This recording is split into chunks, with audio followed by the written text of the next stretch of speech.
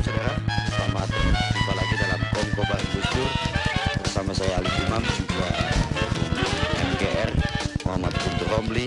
Di kesempatan kali ini kita merekam acara ini karena Gus Dur ada satu acara jauh keluar kota. Jadi rekaman ini dilakukan hari Jumat dan kita berjumpa di Sabtu pukul 10 seperti biasa waktu Indonesia Barat. Assalamualaikum Gus. Waalaikumsalam. Seperti biasa sebelumnya Pak Acun dengan berbagai hikmahnya. Assalamualaikum warahmatullahi wabarakatuh. Waalaikumsalam. Bismillahirrahmanirrahim. Hikmah yang sekarang yaitu tentang 4 permohonan hamba kepada Allah. Tolabuka minhu ittihamun lah, wa tolabuka lahu ghaibatun anhu minka, wa tolabuka li ghairihi likillati hayaika minhu, wa tolabuka min ghairihi liwujudi bu'tika an. Memohon kepada Allah mengandung pengertian bahwa Anda berprasangka kepadanya. Permohonan agar Anda selalu dekat dengan Allah mengandung pengertian bahwa Anda jauh daripada Allah. Permohonan kepada selain Allah mengandung pengertian bahwa Anda malu kepada Allah. Permohonan seorang bukan kepada Allah menunjukkan bahwa orang tersebut jauh dari Allah atau tidak mengenal Allah. Mohon keterangan. Sekian. Assalamualaikum warahmatullahi wabarakatuh. Waalaikumsalam. Jadi hubungan antara pribadi seorang yang beriman kepada Allah adalah hubungan personal yang langsung antara Tuhan dan hambanya. Jadi kita nggak bisa pakai cara lain, lewat sana lewat sini, nggak bisa. Ini penting untuk ditekankan karena itu kita paham apa yang dikatakan Nabi Muhammad SAW. La ruhbaniyata fil Islam, tidak ada sistem kependetaan dalam Islam. Sebagai sistem nggak ada, walaupun ada pribadi-pribadi yang demikian. Nah, kita minta tolongnya bukan sebagai sistem, tapi tunjukilah kami contoh. Dia nggak bisa nyamin apa-apa, cuma kasih contoh saja. Masih. Ya. Menyambung tadi Gus, kalau yang dalam pengertian wasilah itu bagaimana Gus?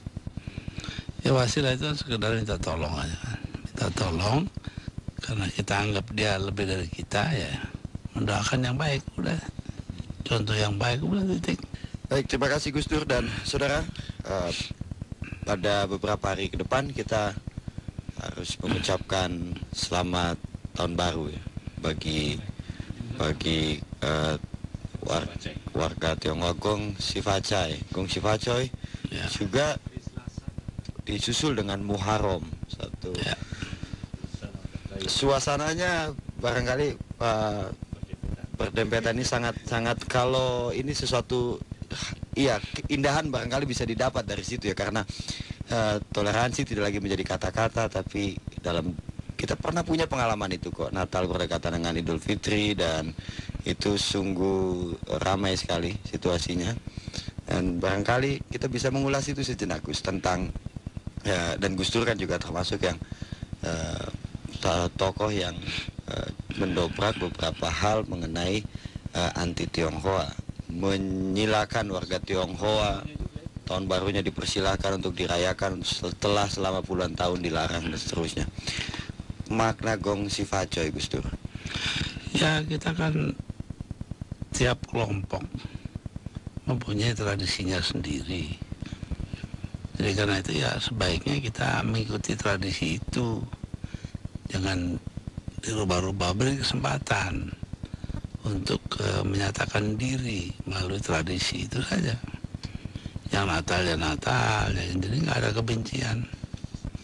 Yang Lebaran ya Lebaran, yang tahun baru, Imlek. Nanti sebentar lagi ada Waisak lagi. Muharram ya. Jadi itu salah satu alasan Gus Dur dulu ketika menjadi presiden mencabut itu ya? Bukan apa? Tentang ucapan itu Pak, kongsi faca itu. Ya, artinya gini ya. Di kita itu ada 16 juta orang-orang Tionghoa. Kan mendekati angka 10%. Ya 21 dan 16 dari 210. Kalau katalah 8% dari seluruh bangsa kita itu orang Tionghoa. Masa yang nggak dihargai sama sekali, itu kan lucu. Kebetulan kemarin juga ada sekumpulan teman-teman Tionghoa yang berkesempatan datang ke kantor pengurus besar Nahdlatul Ulama PBNU, dan Gus Dur juga memberikan pernyataan, keterangan sikap mengenai nasib mereka. Kelihatannya begini Gus, bahwa walaupun perayaan Imlek sudah diperbolehkan, upaya-upaya anti diskriminasi dikampanyekan, ini masih berlangsung diskriminasinya. Iya, karena kita ini segala-gala pakai biaya, apalagi KKN belum hilang betul. Jur masuki Gak punya duit ya nggak dilayani. Mereka lupa itu bahwa ini warga negara yang perlu pelayanan, dan tidak semua orang Tionghoa itu kaya. Jadi banyak yang nggak dapat duit lah. Yang ngomong sama saya itu orang yang nggak punya KTP, nggak punya surat bukti kewarganegaraan, tidak punya paspor, tidak punya ini itu ya macam-macam lah. Tukang cuci, ya macam-macam begitu deh. Jadi mereka sudah kadung diidentikan dengan orang kaya, penguasa aset. ya memang di situ, itulah letaknya supaya mengerti kita itu bahwa ada yang nasibnya belum baik ya. Mesti kayak begitu lah. Itu kita harus berusaha memperjuangkan mereka. Jadi alasannya memang kemanusiaan Gus ya? Ya betul. Ini Gus juga yang menarik tentang hubungan antara Tionghoa dengan Cina. Ini kan teman saya ada Sumanto tuh Gus, nulis buku tentang rekonstruksi sejarah masuknya Islam ke Indonesia. Ternyata orang-orang Tionghoa itu juga memiliki peran yang besar. Cuma ini tidak terbaca dalam sejarah itulah. Kalau Gus Dur sendiri melihat gimana Gus? Ya realistis saja gitu, bahwa dulu Angkatan Laut Tiongkok itu hampir seluruhnya orang Muslim. Nah mereka sampai kemana-mana orang Angkatan Laut. Anda lihat tuh, berdirinya Mojopahit. Kenapa dia berdiri di terik di pinggir Sungai Berantas? Kok nggak kayak yang lain-lain di gunung yang sulit dicapai, di Bromo lah, di sebelah barat Batu, sana Pucon. Kenapa kalau Pak? Ya karena Angkatan Laut Tiongkok yang melindungi mereka itu adanya di kali gede-gede itu. Sekarang aja cetek dulu sih enggak. Nah jadi itulah sebabnya kita tidak boleh ini. Tapi juga bukan monopoli. Sriwijaya itu juga laut ya, tapi budak.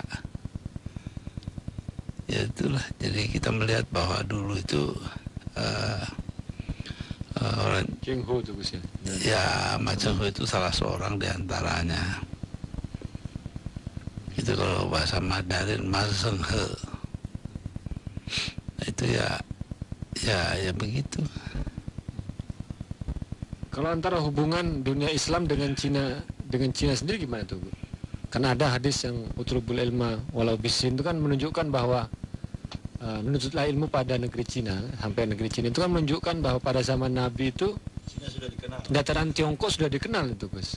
Gimana Gus melihat itu? sebagai keturunan. Ya begini, Tiongkok itu pusat peradaban, termasuk teknologi dan pengetahuan yang waktu itu dianggap modern gitu loh. Nah lalu kalau Nabi mengatakan utlubul ilma walau fisin, belajarlah ilmu pengetahuan walaupun di Cina, itu artinya belajarlah yang bukan ilmu agama murni gitu, bukan Quran, bukan tapi ya apa aja lah yang bisa dipelajari. Iya. Jadi kita harus fleksibel di sini nih. Jadi simbol ya Gus ya. Kata Cina di situ bukan hanya pada daratan tapi pada ilmu selain ilmu agama Gus ya. Betul. Kita masih akan lanjut obrolan dalam Kongko ini. kebetulan sebentar lagi Imlek disusul Muharram bersama Gus Dur yang juga keturunan Cina ya Gus. Memang.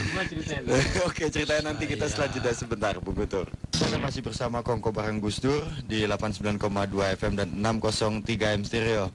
Baik Gus, silakan tadi tentang kecinaan ya Gus. Saya dulu Ibu Nina Lubis itu dalam apa namanya ya diskusi, saya itu kebetulan ulang tahun saya dimarahi oleh dia, dosen sejarah Unpad, sejarah di Bandung. Gus itu sukanya klaim-klaim tanpa pembuktian dari sumber mana. Ya mantau juga begitu kok. Cuman saya bilang begini ya, kalau saya ingin jabatan raja apa bangsa begitu, ya tentu saya harus menunjuk kepada sumber-sumber tertulis, baru omongan saya asli gitulah, bisa dipegangin karena ada akibat-akibat legalnya. Tapi saya enggak, saya udah mencapai kedudukan tertinggi jadi presiden tanpa gini-gitu, ngapain ya? Dianggap Cina enggak juga terserah. Saya hanya merasa ada afinitas itu. Ya, ada kekeluargaan saya dari orang Tionghoa, itu aja, nggak ada motif lain. Saya mencapai apa yang saya capai tanpa kehadiran atau tanpa pengetahuan bahwa saya ini orang Cina. Waktu itu nggak ada yang tahu kan. Nemu aja nih Gus, silsilahnya sampai ke Loh, diurut. saya ini senang pergi ke kuburan-kuburan, lah itu juru-juru kunci yang cerita. Nah, apakah ngomongnya berapa itu urusan sejarawan, saya bukan. Saudara, beberapa pesan pendek yang sudah dikirimkan selagi acara ini diumumkan di hari Jumat. Ada yang ini sebagian juga menyangkut topik-topik di seputar pemberitaan sepekan 2 pekan ini. Dari Tebet, ini yang kita bacakan Tebet dulu, 0813 806 855 sekian. Gus Dur, tolong jelaskan arti kata vertikal, horizontal, dan sejahtera dalam agama. Pengertian horizontal vertikal kan hubungan antara sesama manusia. Nah, ini kalau di dalam bahasa Arabnya istilah agama ada hablum minan nas, tali antar sesama manusia. Kalau tali dengan vertikal ya, dengan Tuhan, hablum minallah, tali dengan Tuhan. Ada lagi hubungan yang sesama manusia, ini horizontal ya, hablum minan nas. Jadi begitu, jadi nggak ada urusannya dengan agama itu ansih, tapi dari jenis hubungan keagamaan antara saya dengan dia sebagai manusia dan saya dengan Tuhan sebagai makhluk yang menciptakan saya. Terus yang ketiga apa tuh? Sejahtera. Sejahtera itu istilah baru. Kalau dalam Islam bahasa kuno yang dipakai yaitu makmur dan adil itu. Dua-duanya diringkas karena kepanjangan menjadi sejahtera. Makanya masyarakat adil dan makmur dalam pembukaan undang-undang dasar kita kan, nah itu maksudnya masyarakat sejahtera. Nah, sekarang kita bisa bilang ya, kewajiban pejabat pemerintahan itu berlaku yang adil dan yang memakmurkan. Nah, sekarang dirubah jadi tasarruful imam ala ra'iyah manutun bil maslahah, tindakan dan tindakan dan kebijaksanaan penguasa atau pejabat, pemimpin atas orang yang dikuasai atau yang dipimpin, manutun bil maslahah, selalu terkait langsung dengan kesejahteraan orang itu, gitu loh. Gus, dalam konteks hablum minallah dan hablum minan nas itu, apakah satu dan yang lainnya sebetulnya harus saling mengatasi atau kalah mengalahkan atau sendiri-sendiri? Enggak jadi satu, nggak bisa. di mana ada kemakmuran tanpa tidak ada keadilan, ya nggak benar-benar adil dong kalau gitu. Tidak benar-benar makmur dong. Makmur itu ya adil ya berkecukupan.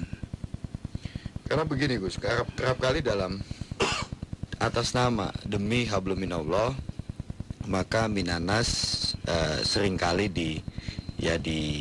dinafikan, dihilangkan. Itu yang salah. Oke.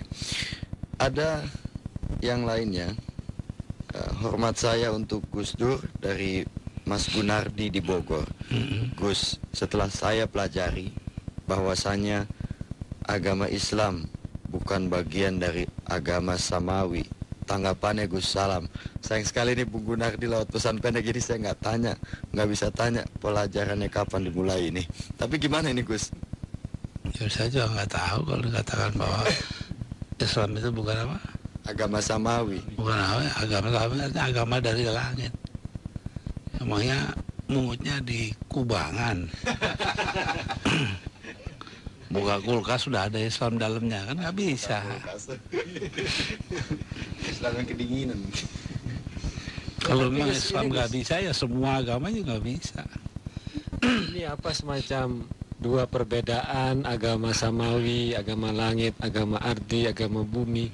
Apa itu tepat Gus? Apa Bisa. agama?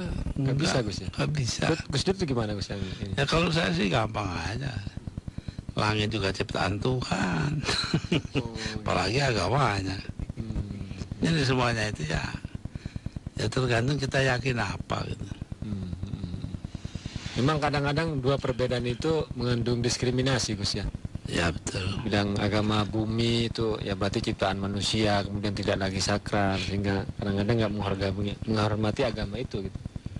Yang membuat itu sakral tidak sakral Tuhan toh. Jadi ya samawi lagi. Kembali lagi Tuhan. Dalam bayangan kita itu sakral. Kalau nggak sakral, semua nggak ada yang sakral. Tuhan juga belum tentu ada. Itu kan kata kita. Agama yang muncul dari akal budi, akal pikiran sendiri itu juga termasuk bisa disakralkan, Gus. Loh ya sakral dong. Asal agama sudah agama, yakin kepada Tuhan. Tuhannya sakral.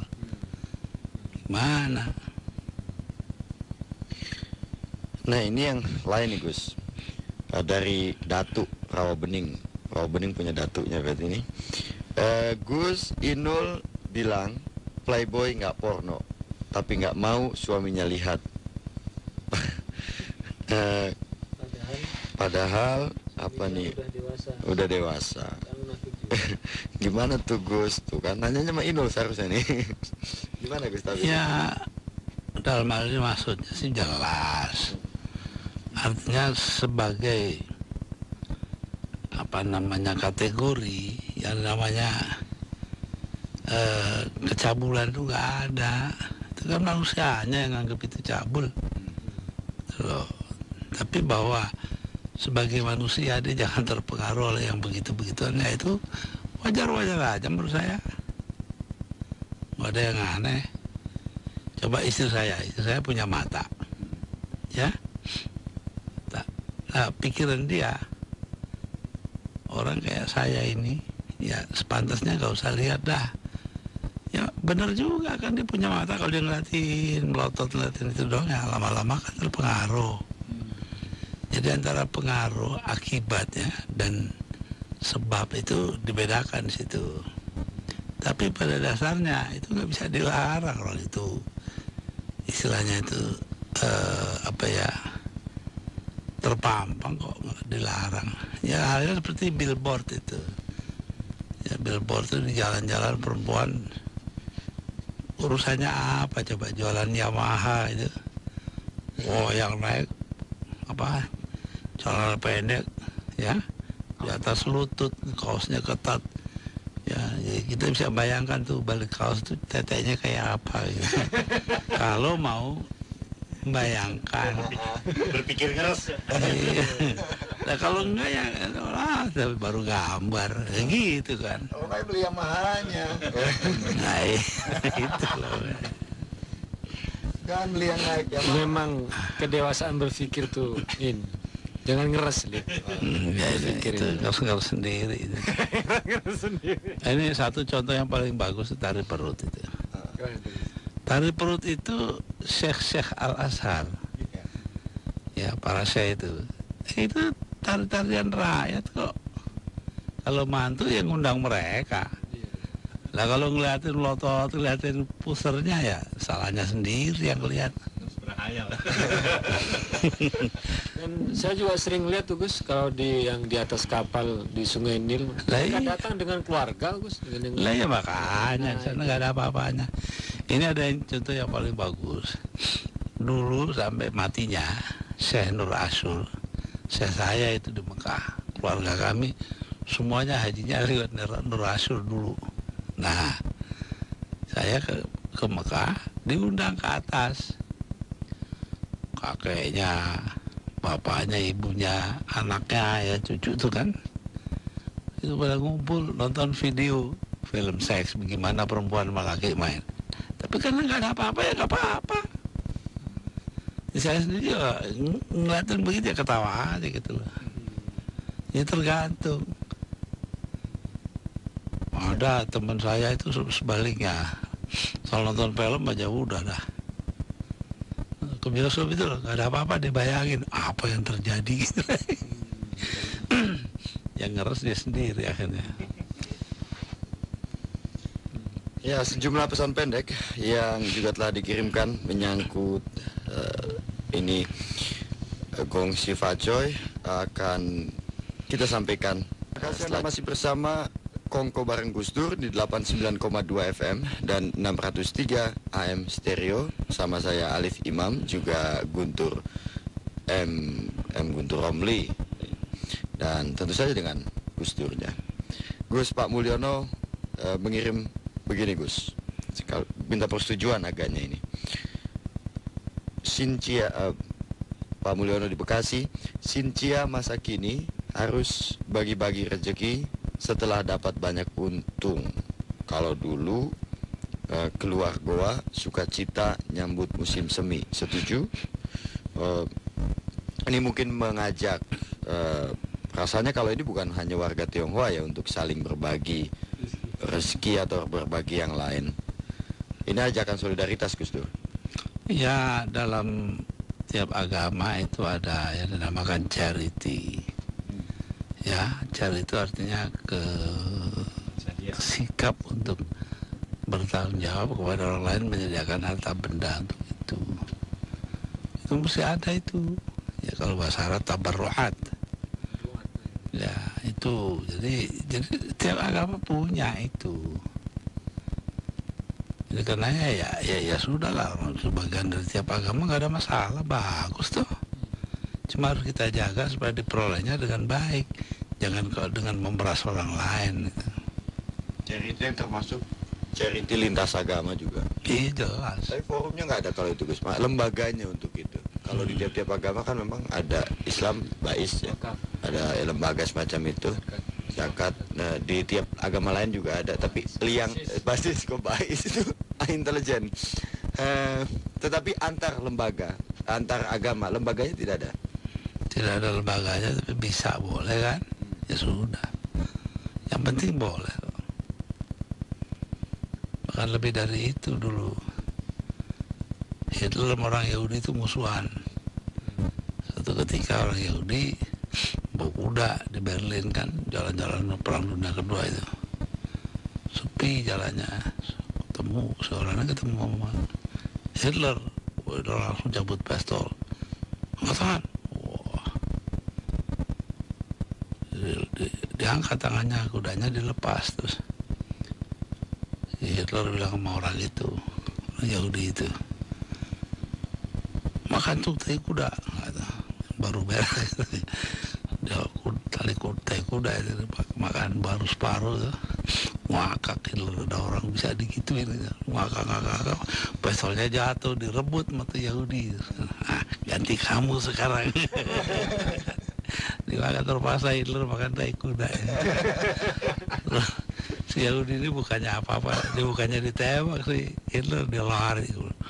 bawa pistolnya ya Hitler itu, mau lari pulang sama kudanya, sampai di rumah bilang bininya, kamu tahu nggak saya makan sama siapa?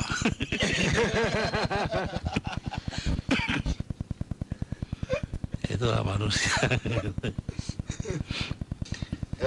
Gus, sejumlah pesan pendek yang juga tadi masuk dan ini belum sempat dikumpulkan karena hari ini di hari Jumat ada interaktif mengenai beras, juga menanyakan tentang masalah perberasan, baik politik perberasan, impor beras, dan juga upaya yang dilakukan oleh Partai Keadilan Sejahtera untuk dan PDIP untuk menginvestigasi masalah beras ini. Nah, kalau kita gagal, mereka mau bikin investigasi untuk soal beras. Seakan-akan para penyelundup ataupun cukong-cukong beras ini seperti sesuatu yang baru. Padahal sebetulnya ini muncul sejak lama, apa tuh gimana? Dan tidak hanya beras, semua hal impor yang begitu. Kalau kita kekurangan, yang putih soalnya ada yang begitu. Ya gula, ya minyak, udahlah. Sewaktu Gus Dur presiden, Di tiap pemerintahan ada, cuman terlibat nggak si presidennya gitu loh, itu masalahnya di situ kok.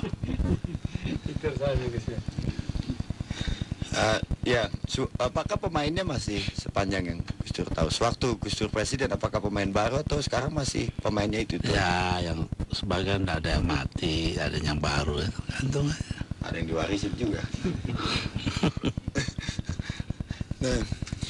Nah, politik perberasan nih Gus, yang juga dipertanyakan oleh para pendengar. Apakah politik perberasan ini maunya orang Indonesia dalam konteks ketahanan pangannya itu memang semua harus makan beras, atau seperti usulan beberapa NGO atau LSM agar melihat pada ciri masing-masing daerah, sehingga memang ketahanan pangan kita bisa lebih kuat dan tidak tergantung pada beras. Nah, kalau bisa sih bagus. Coba timbul pertanyaan gitu lah. Ya, pertanyaannya kalau sudah ada anggapan berlebih, punya nilai lebih, makan sagu itu nggak apa-apa sih. Kok dianggap terbelakang makan sagu, heran. Ya, jangan karena orang Ambon. Saya makan jagung, Gus. Iya. Udah ada orang Ambon itu. Habis makan, beta buang piring, tendang meja. Tahu-tahu piringnya itu daun pisang lah. Mungkin mau dikantongin, dicuci gak karena tendang meja itu kena batang sagu. Batang sagu. Nah itulah. Kalau sikap PKB sendiri itu gimana kemarin, Gus, untuk masalah? Ya memang konsultasi kepada saya. Dan kamu yakin nggak bisa apa itu namanya? Apa namanya itu kalau angket bisa nggak? Interpelasi? Nggak, angket dan interpelasi. Ya nggak bisa kalau angket. Ya sudah, kalau nggak ada interpelasi aja. Kalau bicara rupanya ditinjau kelihatannya angket nggak bisa. Jadi karena itu mereka ambil interpelasi. Tapi itu yang membuat pecah suara. Itu yang membuat pecah suara antara yang pro pemerintah dan yang tidak setuju dengan pemerintah. Ya kita soalnya bukan kok pro dan tidak pro, apa yang mungkin terjadi. Politik itu adalah the art of the possible, seni yang mungkin. Iya. Kita ngotot-ngotot aja, kalau nggak mungkin mau diapain. Dalam kasus kemarin, seniman yang piawai membuat atau menggelar seni segala kemungkinan, berarti versi Partai Golkar, Bung Guntur. Nggak tahu. Ya Gus ya. Ya, Golkar di situ ya, yang ikut itu loh ya. Ya. Apa piawai atau memang petualang lah. Lain lagi, Gus ya. Lain lagi masalahnya. Lain deh betul. Ini Gus kemarin saya dengar Mbak Yeni masuk ini Gus ya, penasihat presiden gitu. Ya urusan dia. Oh. Yang lainnya Kita harus dari menghormati hak seorang. Dari Pak Catur nih Gus, nanya soal istilah politik. Pak Catur 0817680226 sekian-sekian. Gus Dur, yang dimaksud lobby itu apa sih? Teman saya bilang bagi uang alias nyogok. Jadi harusnya Golkar dan kawan-kawannya harus di KPK-kan dong, kalau dilaporkan ke KPK. Nah kalau KPK-nya juga makan duit.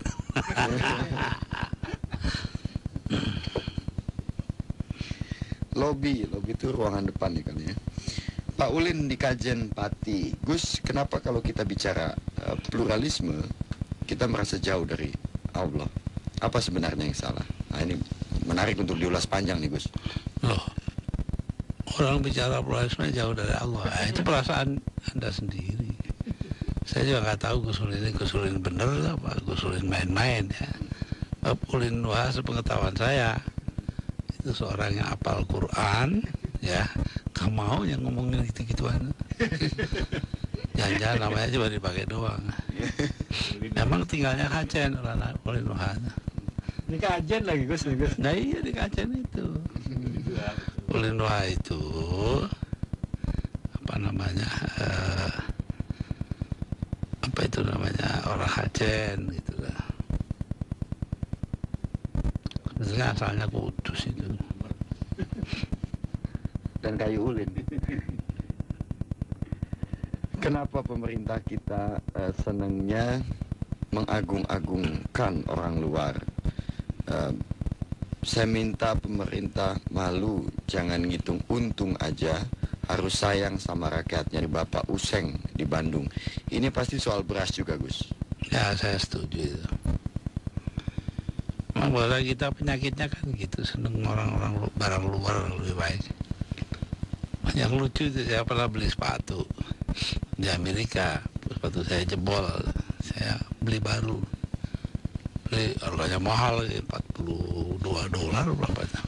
Setelah di rumah saya buka, saya made in Indonesia juga, malu saya.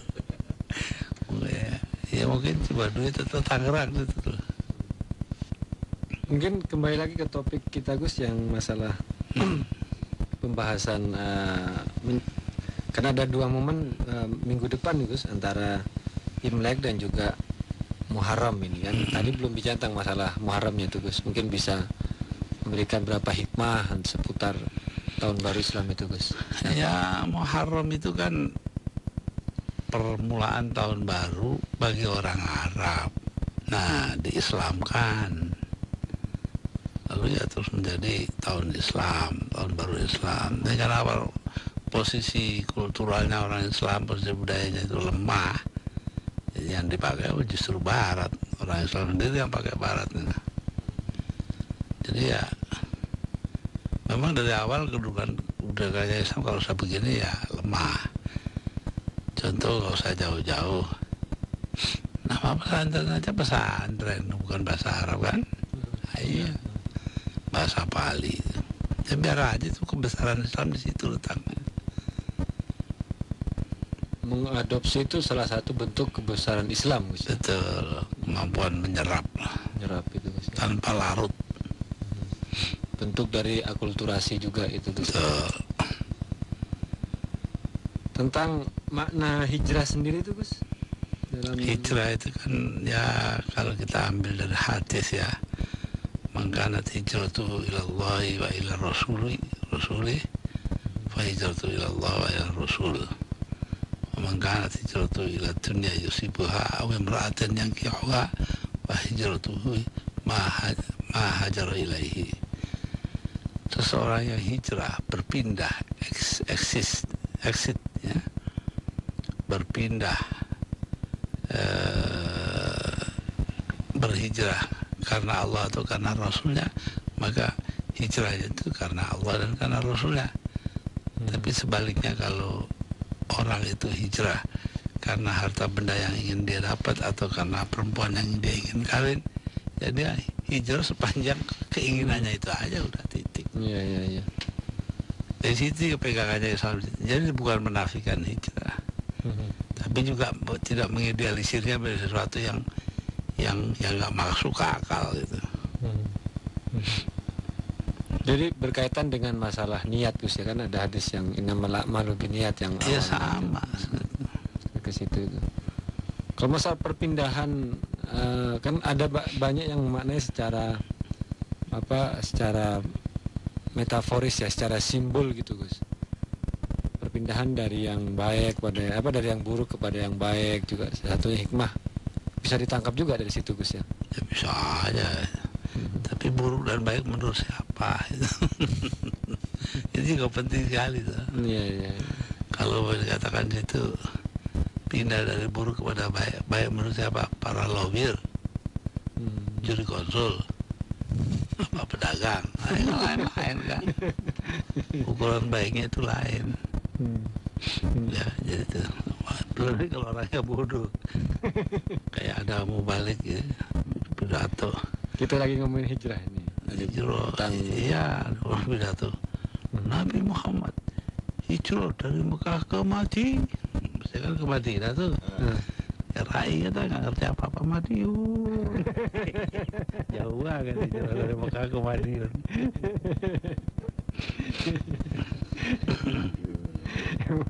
Yang hijrah Madiun itu musuh tuh. Boyongan. Musuh di Madiun. Bukan musuh juga. Tadi kita juga ngomong masalah akulturasi antara Islam dengan budaya-budaya lokal salah satunya gitu. Ya, emang. Dilihat dari yang Tionghoa tadi itu Gus, akulturasinya Gus Dur melihat di mana tuh Gus kalau di Indonesia tuh Gus? Nggak usah jauh-jauh ya. Pada hari-hari raya tertentu, maka lontong cap gome. Di negara orang kagak ada itu lontong cap gome. Di sini ada aja.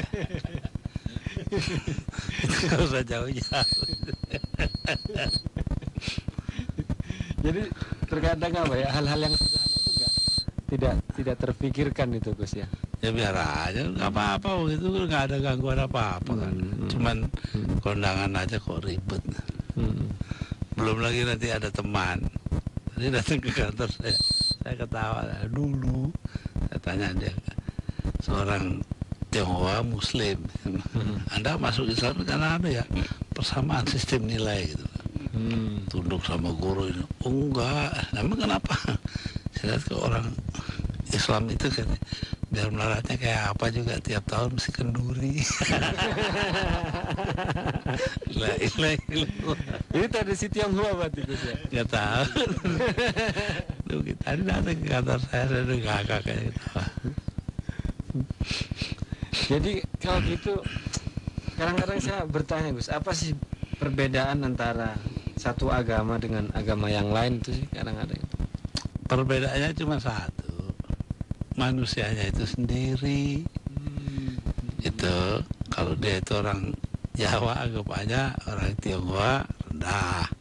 Sebaliknya kalau dia itu orang Tionghoa anggapannya orang Jawa rendah, kan begitu kan. Putih juga begitu. Semua orang kulit putih kita sebagai orang Melayu anggapannya kan kasar-kasar gitu. Padahal belum tentu kan. Itu kalau kita dengerin apa itu namanya simfoninya Beethoven bisa halus begitu, bagaimana? Padahal dia tuh denger aja kagak. Kalau Beethoven itu simfoni ke-9-nya itu waktu dia udah budak. Jadi getaran piano itu dia palanya naik dari piano dengerin. Itu makanya musiknya itu simfoni ke-9 dibilang apa? The sound of the impossible, suara yang nggak mungkin. Gus, Pak Taklim bertanya begini Gus, bagaimana cara mengejar harta koruptor? Kemarin ini berkaitan dengan David Nusa Wijaya, yang baru David ini berarti. Memang susah. Saya sudah ditanya bagaimana, jawab saya ya kalau kita total lumpuh. Ekonomi kita lumpuh. Ya kalau total kita bersihkan total itu lumpuh. Tapi sebaliknya kalau nggak lumpuh dibiarin kotor kan. Dan bagaimanapun juga ya harus diadakan tindakan. Bagaimana? Ya dibuat rekonsiliasi nasional, dikonsiliasikan. Artinya apa? Biar diperiksa. Nah kalau salah dihukum. Hukumannya itu sekian tahun gitu kan. Nah dilaksanakan apa tidak ada pihak lain lagi gitu loh yang melaksanakan itu. Tapi kesalahan harus keluar. Keputusan harus keluar gitu. Paling juga 10% yang Dari apa itu, Gus? yang di apa nggak sampai 10%, jangan cuma 1% yang dikenakan tindakannya. Tapi lainnya kan harus dicatat bersalah dan dapat putusan hukuman, ya sudah. Salah apa tidak kan sudah ada salah, dia takut mau ulang lagi. Ya. Ada lagi beberapa trik lain ya, saya nggak mau bilang terketahuan nggak jadi loh.